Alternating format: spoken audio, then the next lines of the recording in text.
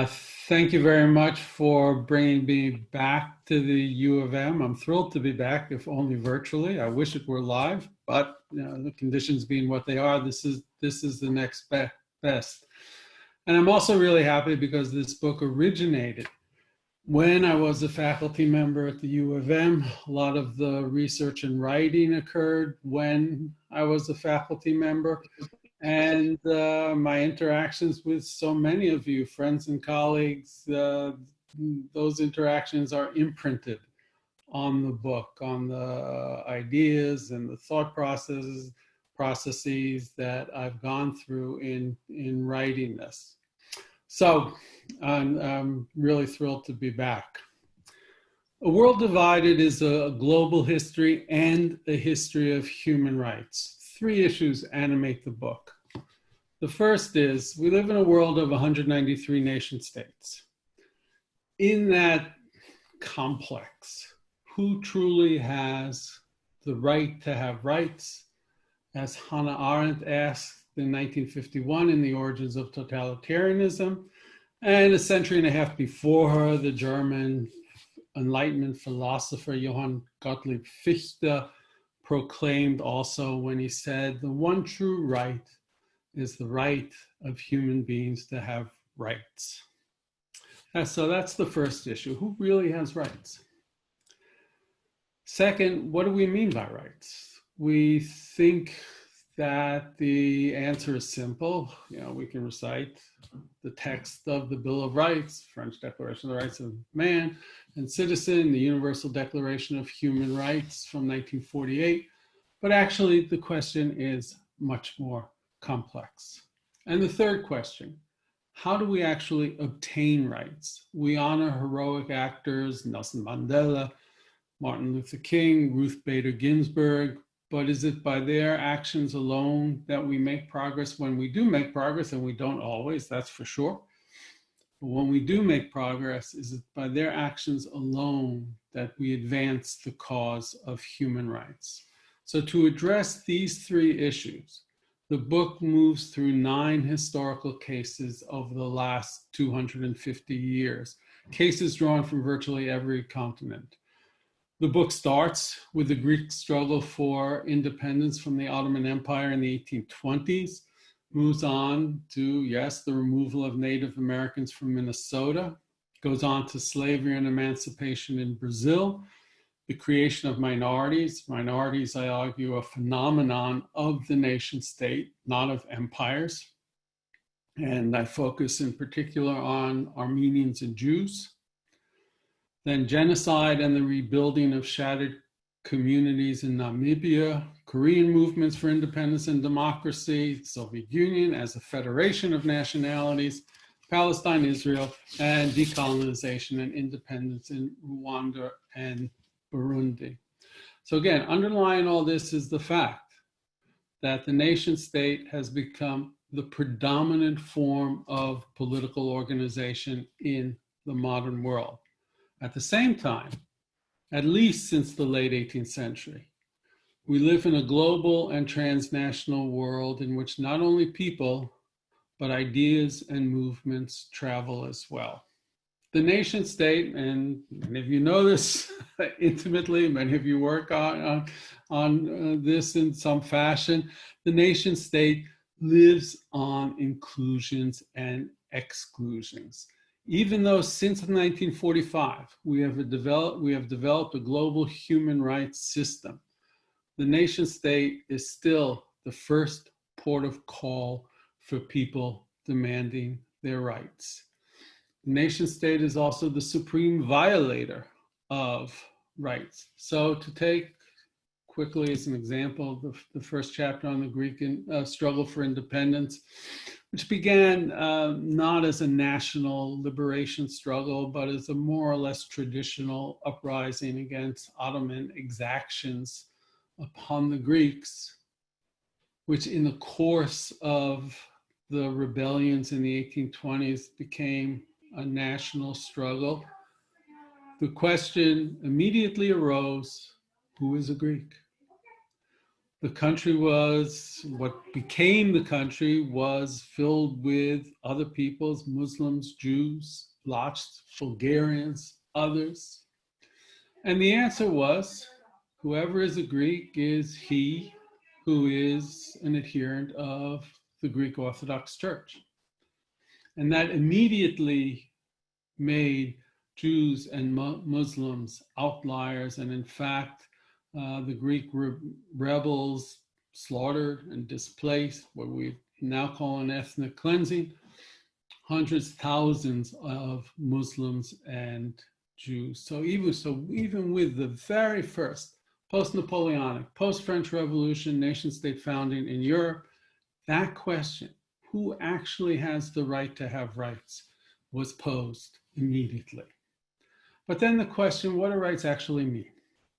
In the 19th century, the answer was primarily propertied white men, and their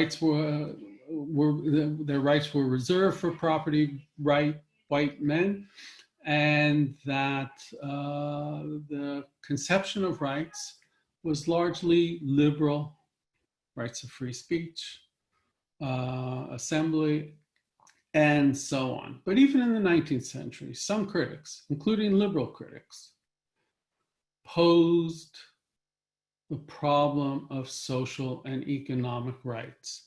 That when inequalities exist, great inequalities exist in society, they make it impossible for some people to exercise their rights. And over the course of the 19th and into the 20th centuries, the conception of rights has expanded greatly to include especially social and economic rights as well.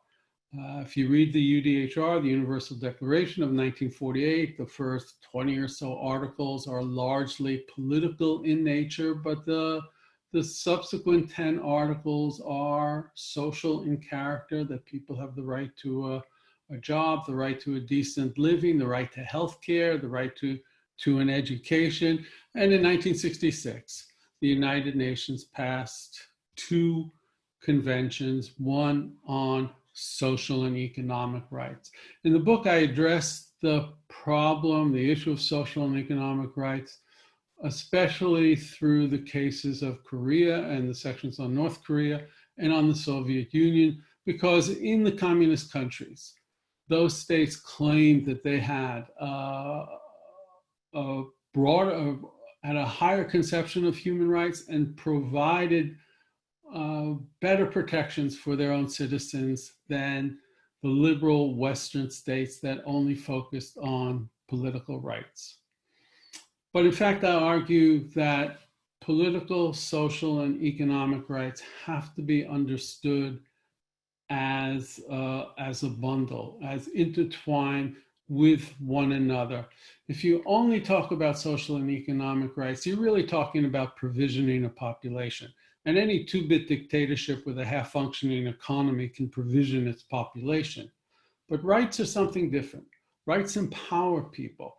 Rights give people a sense of dignity, a sense of human worth, and the right, and in fact, maybe even the obligation, to demand from their states that they be respected in the realm of social and economic rights, that they be provided then with those goods like healthcare and education and a decent standard of living that then also enable them to practice political rights. I also argue in the book the other issue about how we obtain rights. And I argue that in each of the cases, there's a confluence, and often a fleeting confluence, of popular movements, state interests, and the workings of the international community that lead to advances in human rights. Very often states get involved and they concede to a package of human rights, not because they're great advocates of rights, but because they want stability in particular areas in the Eastern Mediterranean or on the Korean Peninsula. But social movements are absolutely critical. Without them, we don't get any of the advances that we would like to see in the realm of human rights. Ultimately, a world divided is an affirmative, not a triumphalist. I don't believe there's a ever accelerating line of progress. I don't think the historical record shows that. But it is an affirmative history of human rights. The book engages the contradictions, conflicts, partial advances, and retreats in the history of human rights. Still, it argues that human rights remain our best hope for the future. Human rights advocates sometimes express, utopian aspirations. A restrained perspective, in my view, is more appropriate and effective. Human rights will never be implemented in the all-embracing fashion of the UDHR. There will always be opponents. Yet human rights provide a powerful affirmation of the human spirit. They require that people be respected and afforded recognition no matter what their specific gender, nationality, or race. They demand that everyone have access to the basic necessities of life and have the freedom to express themselves, to work and build and create as they wish, to join with others as they desire, and to be free of the scourge of violence and forced displacement. Those are our fundamental human rights. We should demand nothing less from the worlds we inhabit. Thank you. Thanks, Eric, for that really great introduction, and it's really a pleasure to get to spend some time talking with you about this really important and piece of work that I know you've put in a lot of years on. And I remember, really having conversation years ago about how your work in genocide, you felt like you wanted to broaden it out to human rights. And yep. I, for one, am really grateful for all of the work that you've put into this. When you teach human rights, and I come at this as you know, from an activist and lawyer's perspective, we don't tend to dig deeply into the history. And there is a lot of history that tends to get written about the idea of human rights and how it gets diffused. And a lot of the conversations tend to start with World War II, of course, or just before World War II. And I feel like the richness of this is not only the expanse of the case studies that you've taken on, but also helping to educate those of us in the human rights community about some of the roots of these struggles in national conflicts. So I just want to start maybe a little bit where you left off. When I teach human rights, I always remind my students, somewhat different than some of my colleagues in global studies, that states matter in human rights. That modern human rights depend on states as the guarantors of human rights, and they, of course, are often the primary violators of human rights. So in this book, you really intertwine the development of the nation as the accepted institutional framework for governance, especially in the last 2 centuries. But you also demonstrate how that's both benefited and harmed the human rights of people. And you suggest that the paradox of the history that's presented is that nation states create rights for some at the same time as they exclude others, often quite brutally. And because of this, you argue that every step that moves the protection of human rights to the international level, however partial or limited, is a major advance. So I'd like you to talk about that a little bit. Why, I mean, sometimes, especially in this era of nationalism, one doubts the strength of the international impact of what goes on within nation states. Talk a little bit about why you think it's so important to have moved protection of human rights to the international level? Right. Thanks for the question. And, I learned a lot, not just from my history colleagues, but from people like you and others in the human rights, the great human rights community at the U of M. So again, this really is a book that originated in my time at Minnesota. The nation state is the paradox with which we live. It's very hard for me to imagine a world beyond the nation state. I'm no great predictor of things. Maybe it will happen someday. Global citizenship is a nice idea, but it's a slogan. It's not reality. Even where the regional protection of human rights is strongest in the EU, for example, you still have to be a citizen of a member state of the EU to access the full panoply of human rights that the EU provides for its citizens. So we live with this paradox, and how we live with it is the decisive question. And I think the migrant crisis over the last few years in the United States and internationally points this up more than anything else, because what is the legal status of migrants? According to the Refugee Convention of 1952, to which the United States did sign, they do have rights, but in actuality, they are most often in, at best, a limbo situation, and most often deprived of all rights altogether. So membership in the national community, however that is defined, citizenship in the national community is absolutely critical to having access to rights and having the state, if one is so fortunate as to live in a democratic state, as the protector of those rights.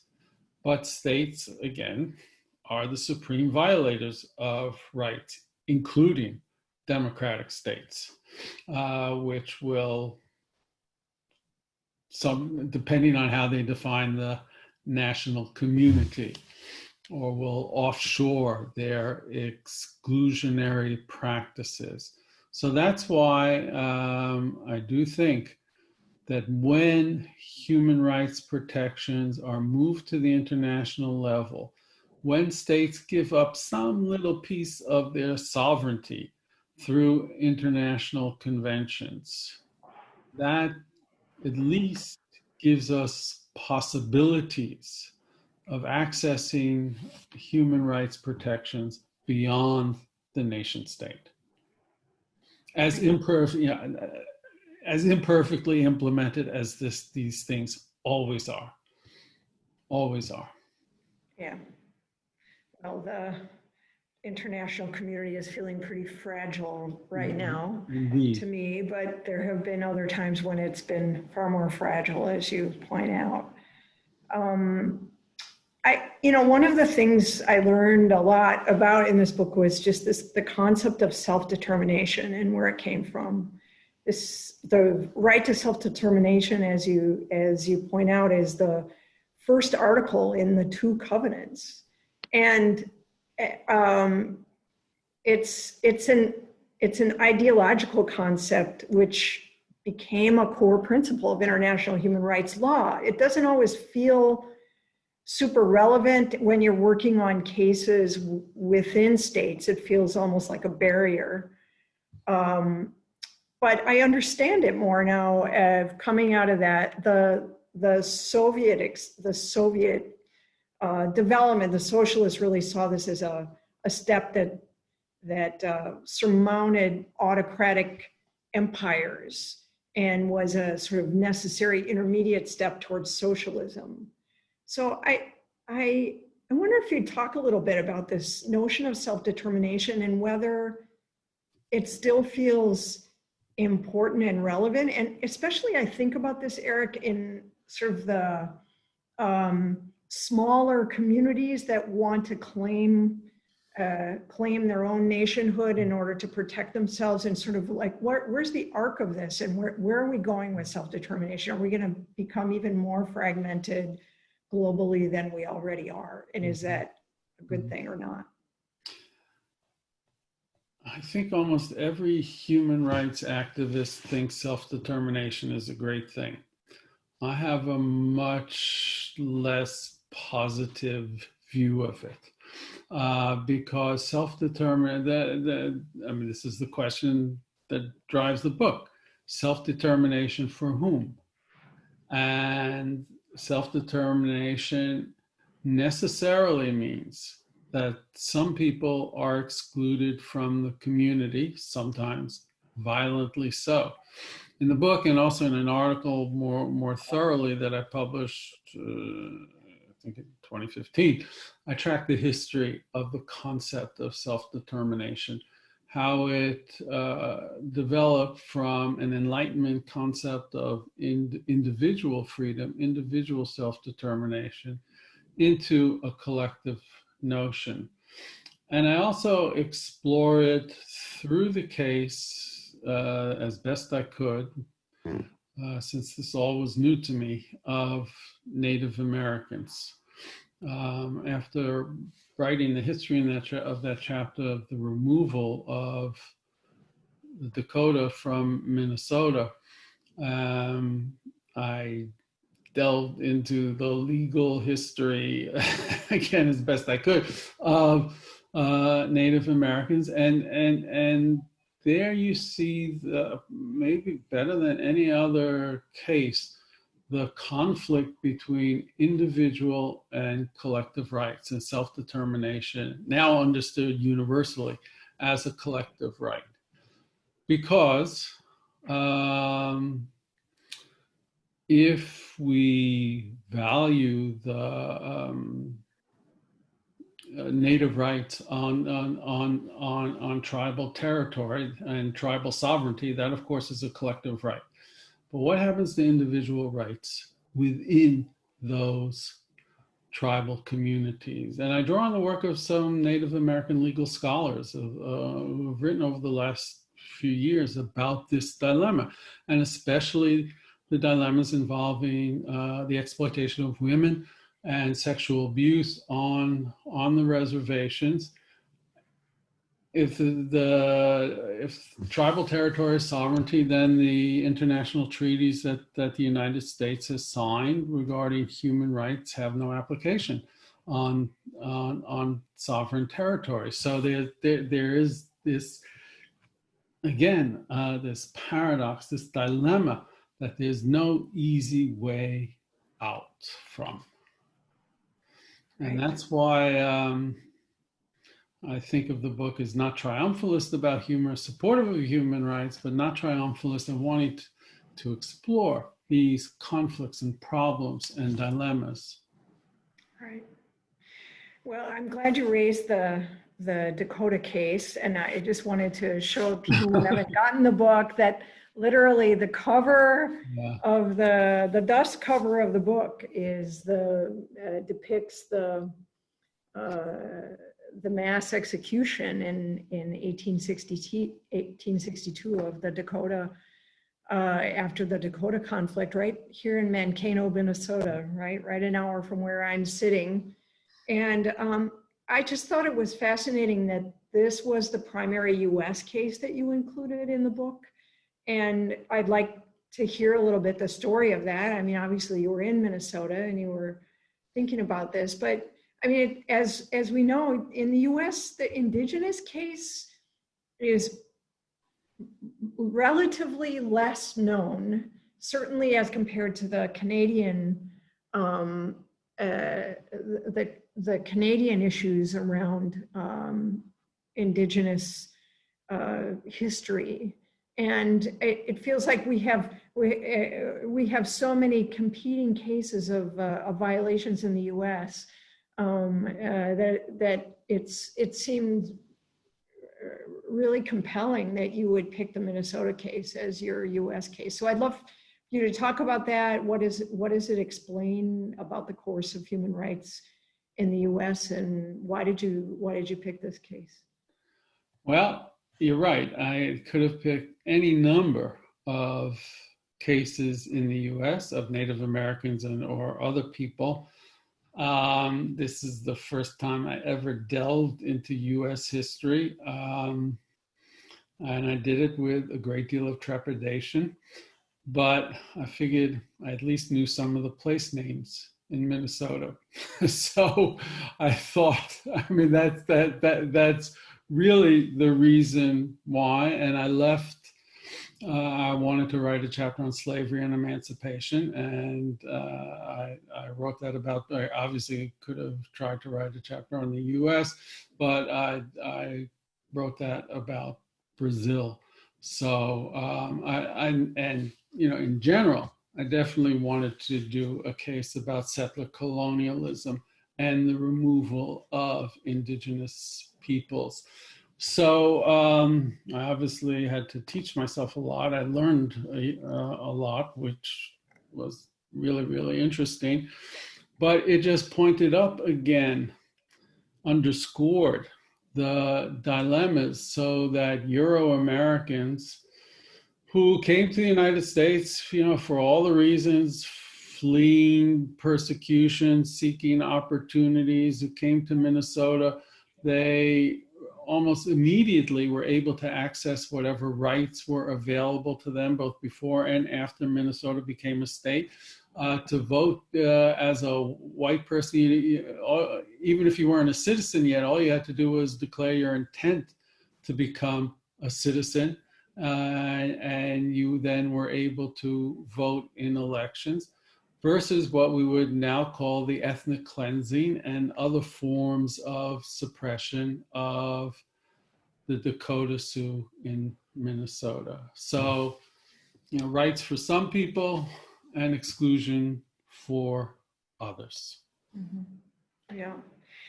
I mean, one of another striking thread through a lot of these cases was this forced transfer, forced population transfer, which I really, again, had not realized that. I mean, one could imagine that it was in use in a lot of places in order to ethnically cleanse places, but the fact that it was actually favored by policymakers as a way to establish peace and actually justifying it in terms of human rights, right? To that, in order for people to have rights, they wanted to live in ethnically pure communities. So you give lots of examples from the Greeks, the swapping of population of Greeks and Turks, to the creation of the Soviet republics, the indigenous transfers, and then Palestine and Israel. So, but it's what's interesting to me, Eric, is that this is now seen as a crime against humanity and even a form of genocide, right? And yet this was, ironically, in these cases, was sometimes seen as a good thing. Well, always seen as a good thing, but people figuring it out. This is the intertwined paradox that I deal with throughout the book. And to take the Palestine-Israel example, after World War II and the Holocaust, it's hard for me to imagine any other solution for the shattered Jewish communities than the establishment of Israel. But that meant, very deliberately, the removal of Arabs. David Ben-Gurion, the head of the Zionist community, the Yishuv, the Jewish community in Palestine, and many other things, and first prime minister, was absolutely clear about this. I quote from a meeting, 11 Zionist leaders sitting across the table from the British cabinet or ministers in 1947, 46 or 47, when, of course, Palestine was still under the British mandate. And Ben-Gurion says outright, we'll have a democracy when we have a majority Jewish population. and we need to have 1 million Jews in Palestine. The British are absolutely horrified at this notion. They had already rejected an American mediated plan to allow 100,000 Jews to emigrate to Palestine. But again, that's the tragic paradox, that the foundation of Israel certainly provided a homeland for the Jewish survivors of the Holocaust. It provided a democracy for Jews who came to the state of Israel after Israel was founded. Israeli Arabs have had a restricted set of rights throughout the history of Israel, if that. Right. So, in general, one of the goals in the book was to show the entwinement of the history of human rights and the history of violations of human rights. Right. Well, it's always an interesting thing when you teach a course on human rights. It basically ends up being a course on, all the atrocities that you've seen throughout history. So it's hard to teach human rights as a utopian concept without recognizing all the struggle. Yeah. So, but let me ask, I see there's a ton of really good questions coming in from the audience. So I'm going to turn it over to Ann, but I'm going to take the liberty of one more question before I do it, because this is something that is of interest to me as a human rights advocate, that, the role of violent resistance as part of the struggle for human rights. And there are, just a lot of cases where, you demonstrate that part of the advance within the country had to do with the sheer force, the armed struggle of people who lived in the community. Now, sometimes that leads to terrible backlash, but in some cases it actually leads to pushing things forward. In the Brazil case, the threat of violence and violence was really important.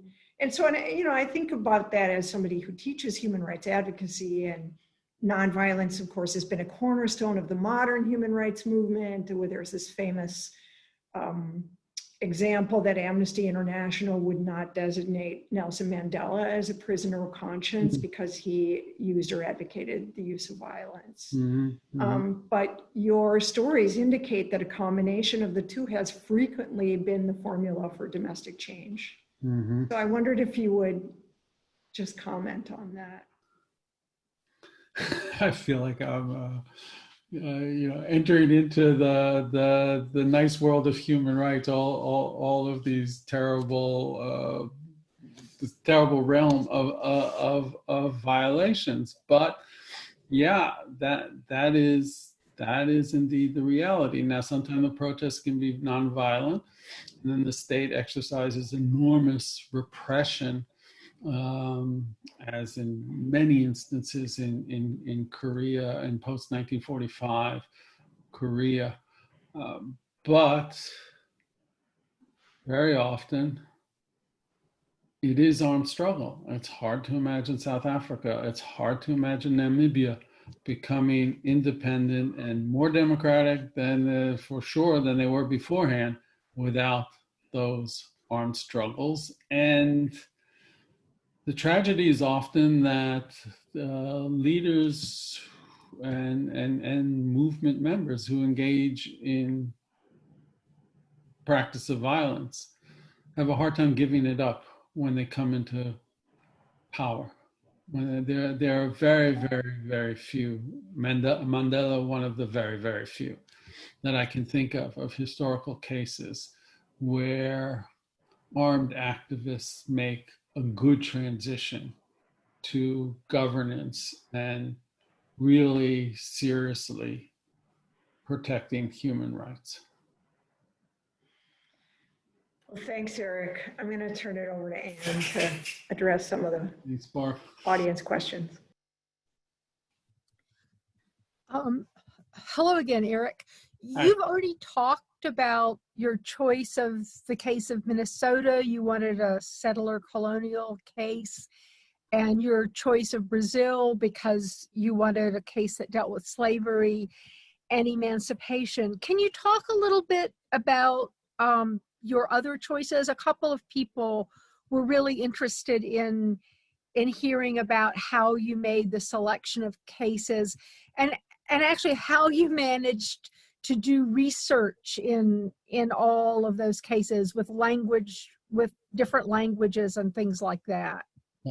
Well, first of all, I wanted cases that reflected the variety of political economies in the 19th and 20th centuries. So settler colonialism, slavery, liberalism, socialism, all these kinds of different settings. And then I wanted cases that spanned the globe, because I really wanted this to be a global history. And I entered into the research with a great deal of trepidation in many places where I did not have the linguistic facility. I mean, I'm a historian. like most of you, or all of you, we value linguistic competence. That's what we teach our graduate students. So it was with a great deal of trepidation, but I did what I could do. And I'll say this, it really helps to have friends and colleagues who are specialists on particular areas. So Tana Akcham, who was with us in Minnesota for any number of years, who's a really good friend and to whom I could turn for questions about late Ottoman and Armenian history. Princeton, my friend Shel Garin, who's a historian of Japan, to whom I could turn for questions about Korea and bibliographic advice and all that. And I used whatever languages I could. And sometimes you're really surprised what you could find. And I'm also fortunate that I live in Princeton and I have access to the Princeton University Library, which is just phenomenal. And I'm just looking at the shelves and I find the 2-volume edition of documents translated into English about the history of Korean communism. A 8-volume translation of letters in English of Korea's first prime minister and all these things. So, while we all struggle with our undergraduates who tend to think research means hitting a button on the internet, I guess I'm old enough and traditional enough and have had such good experiences that just being in a phenomenal library where you can look at the shelves is just extraordinary. I think if I had not, I could use the New York Public Library, of course, but that's simply more cumbersome and difficult.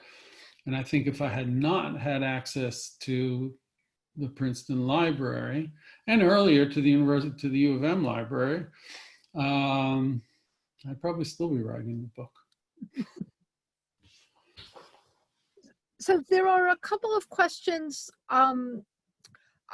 that are sort of, if you were writing the book now, how might you do it differently? And I guess questions, one of the questions, if that was the Trump presidency, the Trump election in 2016, did that have any impact on the way you thought about these issues and the way you framed the book? And then kind of a follow-up to that is, do you have any thoughts on how the pandemic has had an impact on trends in human rights that you talk about in the book?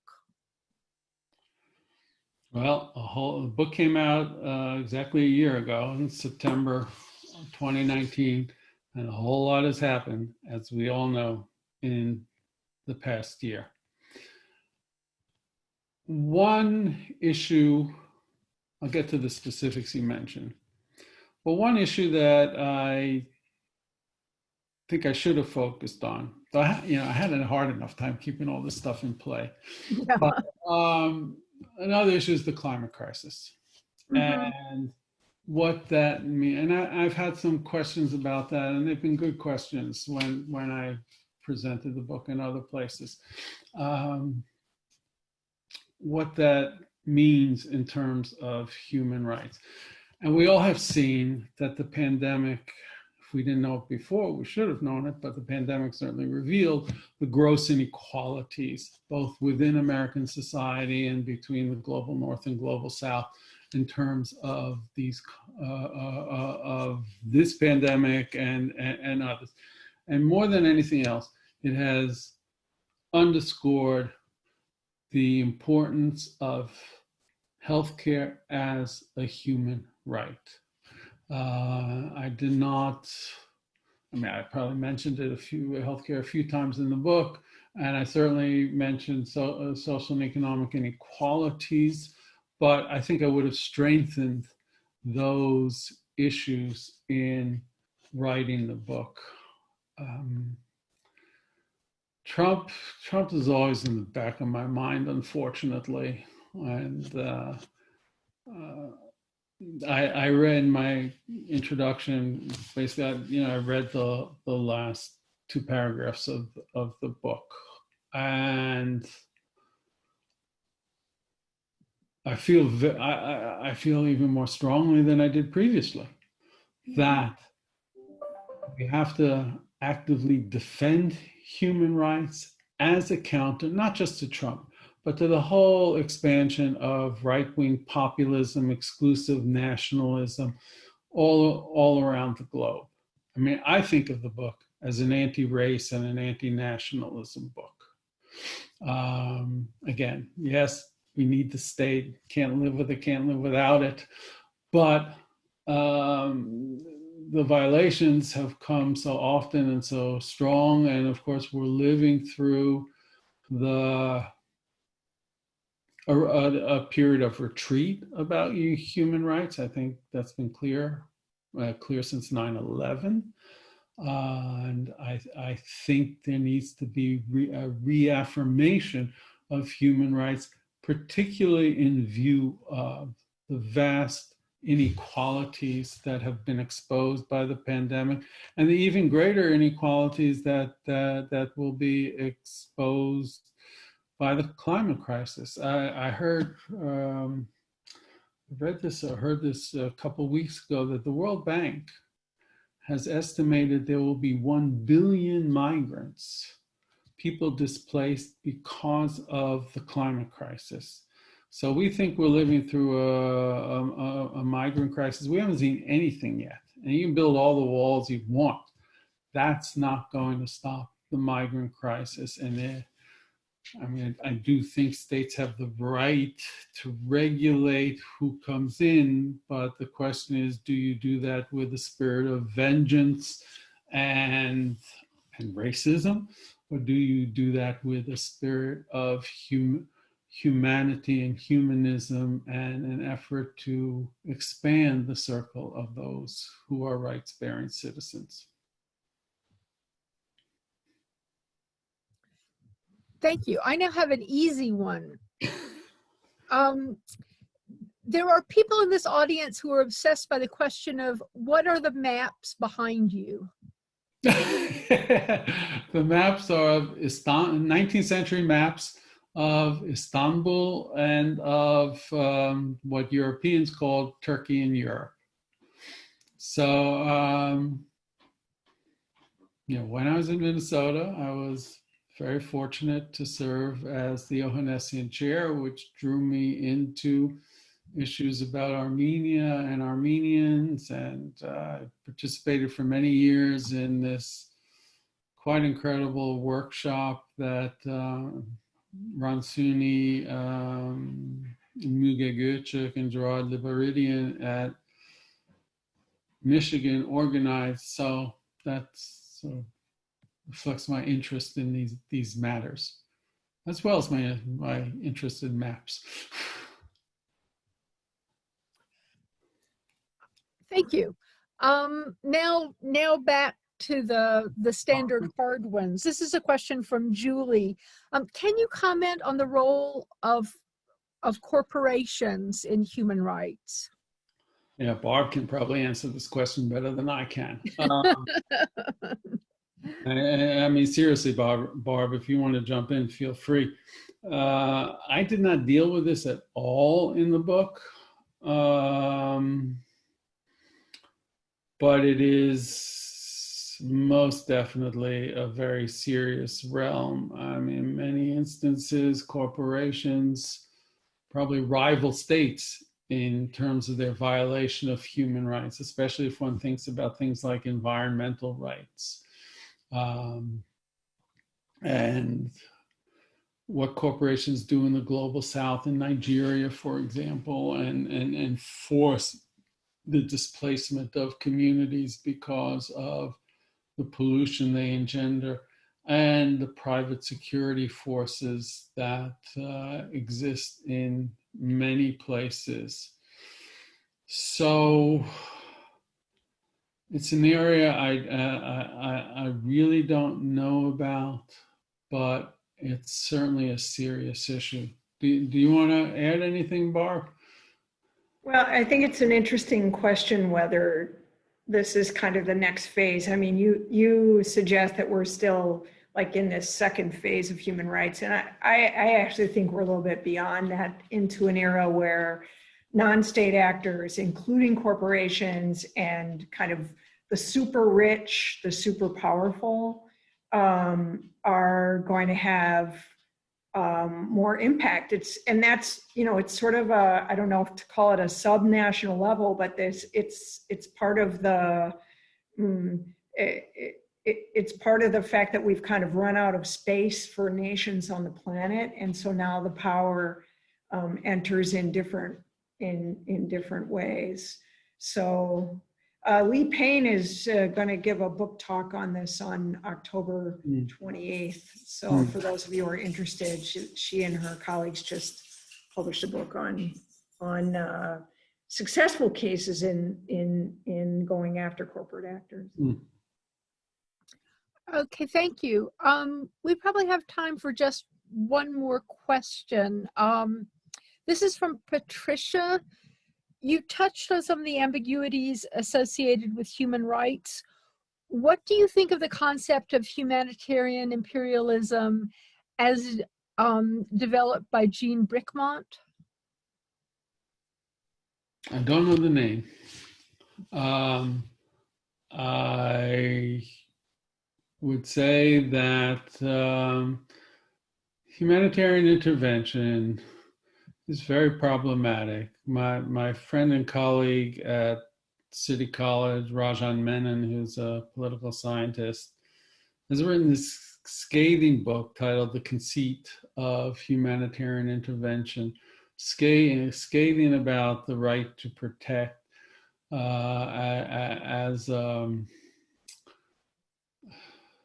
norm that is only exercised against weak states, scathing about, he uses Libya as an example, what happens when powerful countries like the United States intervene for supposedly humanitarian reasons and have no plan for what happens afterward. And a place like Libya has then descended into a morass of civil war and human rights violations. That said, I still think an international norm of the right to protect is very, very important, because it does state that when states engage in massive human rights violations against their own population, the international community does have the obligation to intervene. That doesn't necessarily mean armed intervention. It does have the obligation to intervene. But I also reject the notion, and Patricia, I'm not sure if you were going there or not, I also utterly reject the notion that human rights is only a vehicle of Western imperialism. and is Eurocentric. I mean, we can have a long discussion about the history there, but I think the history of human rights belies those two charges that one often hears. And just to give you one example, that one of the first cases brought before the United Nations in 1952 was by Pandit Nehru, Nehru's sister, I believe, against apartheid South Africa. And Indian representatives were involved in the negotiations for the passage of the UDHR, as were representatives of other, from what we now call countries of the Global South.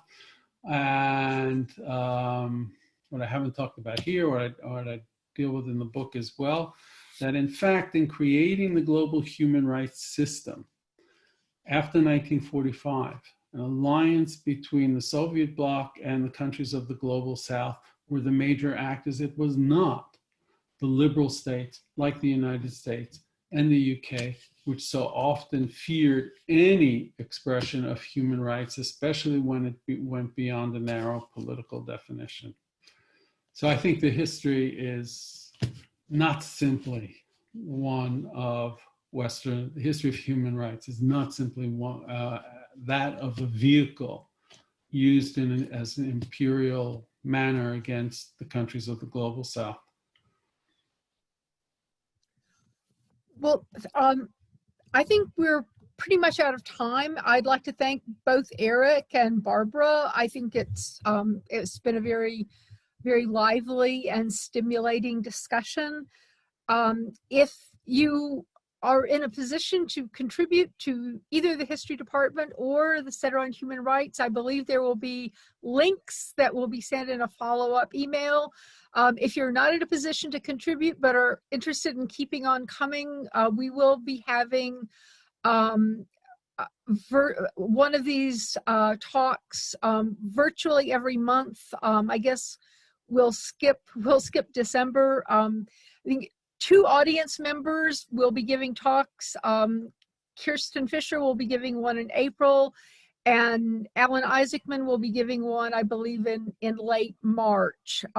So if you've come to this, unless you specifically request not to get any more emails from us, you will continue to be getting emails with information about these. So again, a warm thank you to Eric and Barbara and to everyone who came. I don't know, those of you who are not in the Twin Cities maybe missed about 10 minutes when I was afraid we were going to have to quit because of the storm, but it stopped. We had a brief, violent Midwestern storm. So anyway, thanks again to all of you, and I hope to see many of you again in